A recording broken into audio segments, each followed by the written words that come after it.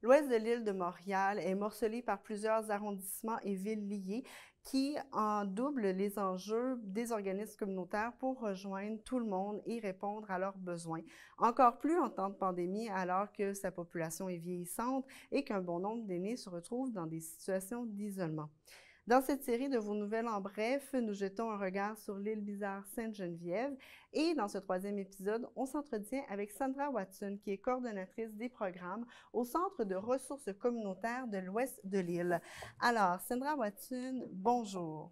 Bonjour, ça va bien? Ça va bien vous-même? Oui, merci. Oui. Alors, en commençant, dites-nous un peu, c'est quoi donc le CRC de l'ouest de l'île, votre mission? Alors, le CRC, c'est le Centre de ressources communautaires ouest de l'île. Et dans le fond, notre mission, on est dédié à améliorer la vie des individuels et collectifs du bien-être dans l'ouest de l'île. On offre des services de référence et des formations aux citoyens.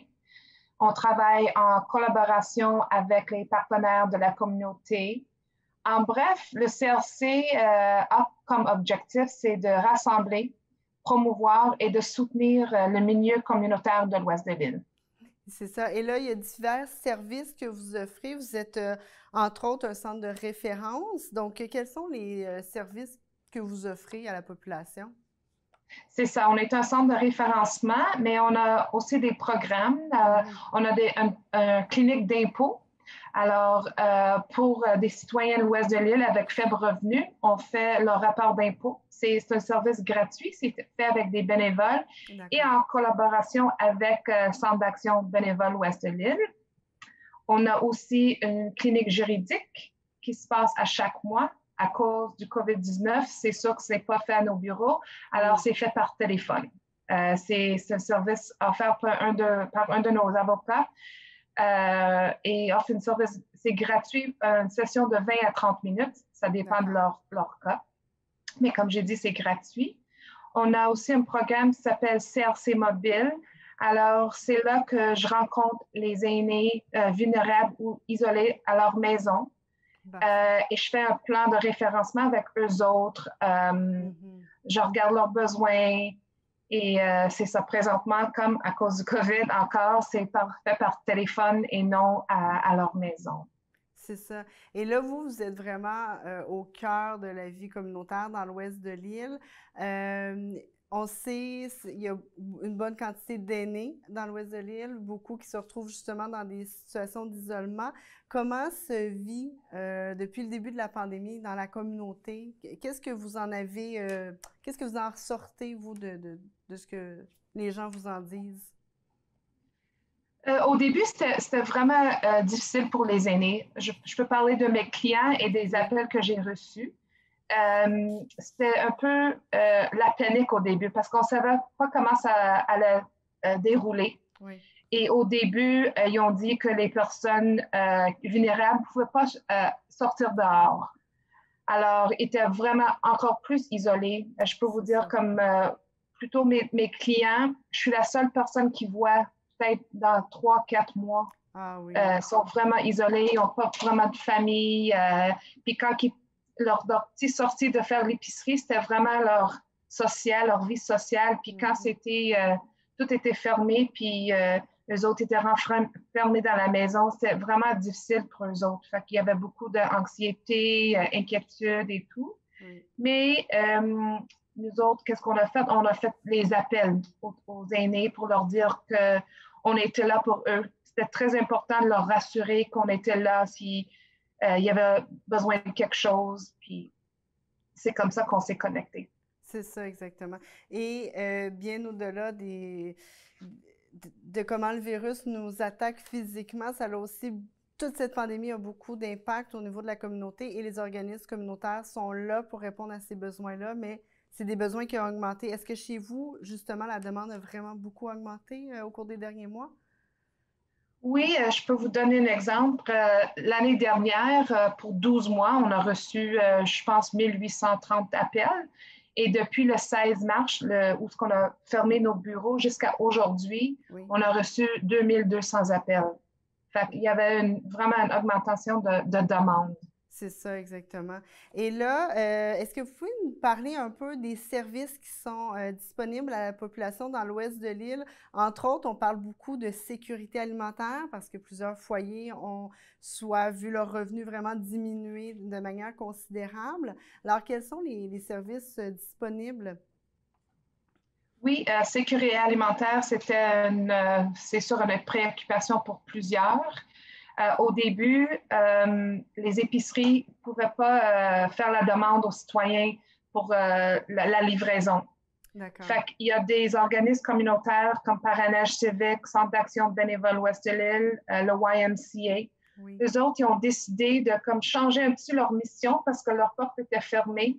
Fait qu'eux autres, ils ont pris des bénévoles pour faire l'épicerie, pour la livraison et pour assurer que les citoyens étaient bien nourris, on peut dire. Oui. Les banques alimentaires, ils ont eu une augmentation de demande de nouveaux clients. Alors, eux autres, c'était vraiment difficile pour eux autres. Fait que, le YMCA, il a fait un collecte de nourriture pour tout le monde 2 fois. Puis c'était vraiment un bon succès. Fait que c'est bien de voir comment la communauté peut se rassembler, même si ce n'était pas leur mission, mais ils veulent vraiment aider la communauté. Fait que c'était très intéressant de voir. Puis ça continue. Oui, c'est ça, ça continue. Et on l'a soulevé, donc l'isolement des aînés, c'est une difficulté. Vous-même, vous y participez. Quels sont les autres organismes vers lesquels les aînés peuvent se retourner pour avoir de l'aide et du soutien? Oui, alors il y a nous autres, il y a Parrainage civique, il y a Centre d'action bénévole Ouest de l'île. Il y a aussi un organisme qui s'appelle Abovas. C'est un service d'accompagnement qui amène des clients à leurs rendez-vous médicaux. C'est tout fait par des bénévoles. Puis c'était vraiment un service il fallait qu'il continue parce qu'il y a beaucoup de monde qui avait encore leurs rendez-vous médicaux pour le cancer ou les diabètes. Oui. Fait que c'était vraiment bon à voir que même les bénévoles qui étaient au-dessus de 70 ans, ils continuaient d'amener leurs clients au rendez-vous. C'est ça. Et oui. De la même manière, donc, il y a une augmentation pour beaucoup de personnes d'anxiété, l'incertitude face à la situation. Quelles sont les diverses ressources accessibles en matière de santé mentale dans l'ouest de l'île? Oui, santé mentale, l'effet de la pandémie a eu un effet sur notre santé mentale, puis on ne sait pas qu'est-ce qui va arriver même dans le futur. Mais au début, il y a des ressources comme le PCSM, il y a aussi les Amis de la santé mentale, il y a Centre ressources Omega. Eux autres, avant, il y avait des consultations face à face, des groupes de soutien ou bien des centres de jour. Avec la pandémie, c'est tout arrêté. Mais eux autres, ils font ça tout par téléphone, c'est sûr. C'est pas la même chose parce qu'on manque le contact humain. Mais ça a bien été. Fait qu'ils ont toutes, leurs portes étaient toujours ouvertes. Ils répondaient à leur téléphone. Et c'est pas, comme j'ai dit, c'est pas même comme on est en contact face à face, mais au moins, ils sont là pour eux. C'est très, très important. Exactement. Donc, il y a une continuité des services malgré les mesures sanitaires imposées. Là, j'aimerais ça qu'on change peut-être vers un sujet qui sort un peu de la pandémie. Donc, c'est un projet que vous avez mis sur pied cet été, une forme de court documentaire dont, si vous nous permettez, on va aller voir un court extrait vidéo de ce documentaire qui a été sorti tout récemment. Sometimes asking or needing a resource, it can be for the most vulnerable people and it can be for the most wealthy in our society. The main difference between our service and the taxi service is the accompaniment part. We hire outreach workers for their savoir-être. Le savoir-faire et le savoir, ça passe en deuxième. On embauche vraiment des gens qui sont capables d'aller vers les gens et surtout de se faire accepter dans des milieux où c'est difficile de pénétrer. You're not alone.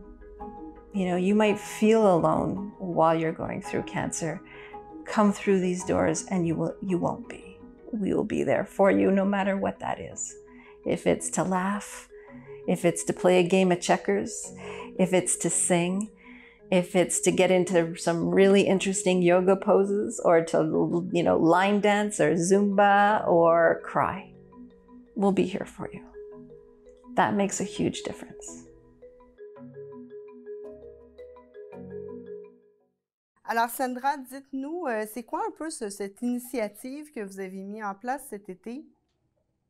Oui, alors, c'était mené de nos étudiants cet été.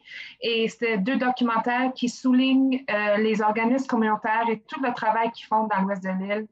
Et aussi un petit vue dans comment le COVID-19 a affecté les organismes et leurs clients. Fait qu'on est vraiment fiers de ça et ça va être sur notre site web aussi pour tout le monde puisse le voir. Alors, Sandra Watson, coordonnatrice de programme au Centre de ressources communautaires de l'Ouest de l'île, merci d'avoir pris le temps de discuter avec nous aujourd'hui. Pour en apprendre davantage, on peut donc se rendre sur votre site Internet, le crcinfo.ca. Il y a là également, vous avez mis en place une liste de ressources d'urgence qu'on peut voir sur votre site Internet en temps de pandémie, ou encore on vous contacte au 514-694-6404. C'est bien ça? Merci beaucoup. Merci. Bonne journée. Merci. Bonne journée.